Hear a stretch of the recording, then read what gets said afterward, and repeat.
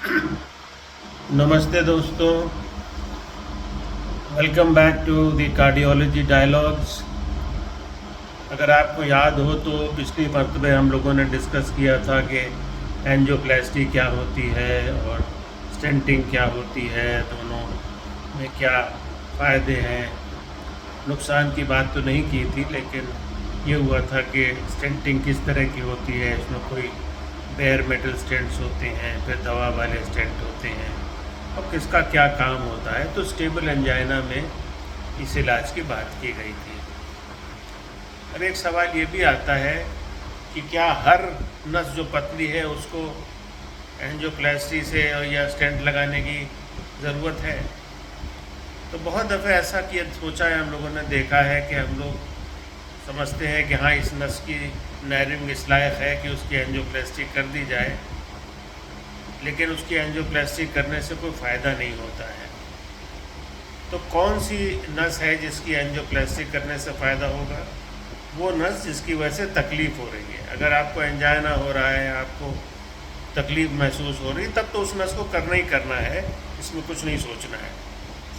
लेकिन अक्सर जब आप एंजियोग्राम करते हैं तो आप देखते हैं बहुत से लोग रूटीन में भी करा लेते हैं आजकल तो, या नॉन कार्डिक टाइप का पेन है, कोई डाउटफुल पेन है, उसके लिए भी एंजियोग्राफी हो गई। या दर्द है तो दर्द टिपिकल नहीं है, आपको लग रहा है हार्ट का हो सकता है, नहीं भी हो सकता है, तो उसकी फिर हम लोग एंजियोग्राफी जब करते हैं तो नस को देखते हैं कि वो भी 50% से सिर्फ 70% की रेंज में है।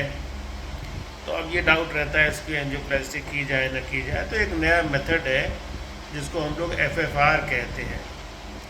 उसमें क्या करते हैं, उसमें हम लोग एक पतला सा वायर, प्रेशर वायर होता है, उसको हम लोग पैर की नस में से, जैसे बाकी या हार्ट की नस में से, जो आजकल हम लोग तो रेडियल से करते हैं, तो उसकी नस में हम लोग डाल देते हैं, और जहाँ पे नैरोइंग है उसके बियॉन्ड प्रेशर देखते हैं, और उसको पुल बैक करके जहाँ से वो नस, बड़ी नस निकल रही है एओर्टा में, वहाँ पे हम लोग प्रेशर देखते हैं, और ये देखते हैं कि कोई सिग्निफिकेंट प्रेशर ड्रॉप है या नहीं है।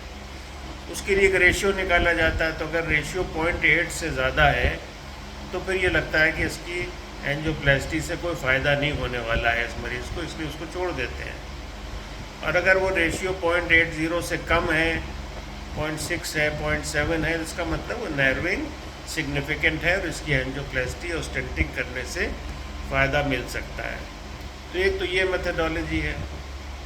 दूसरी मेथडोलॉजी ये है कि हम ये देखें कि भाई ये नस तो बहुत पतली है, ये 2 मिलीमीटर या 2.5 मिलीमीटर की है, इसमें हम लोग अगर स्टेंट डाल देंगे तो वो कुछ दिनों में दोबारा से वहाँ नैरिंग हो जाएगी, क्योंकि वहाँ उस पर खाल चढ़ेगी, जैसे मैंने कहा। तो अगर 3.5-4 से शुरू करते हैं तो कितना भी रिड्यूस होगा तो वो 2.5-3 पे आके रुक जाएगा। और अगर हमने शुरुआत में ही 2-2.5 से की तो वो फिर पतली पतली हो के वो 1 की 1.25 की रह जाएगी। तो उस केस में फिर स्टेंट नहीं डालते हैं। तो पहले तो हम लोग उन वेसल्स को छोड़ देते थे, लेकिन अब हम लोग क्या करते हैं कि एक ये ड्रग एलूटिंग बैलून आया है।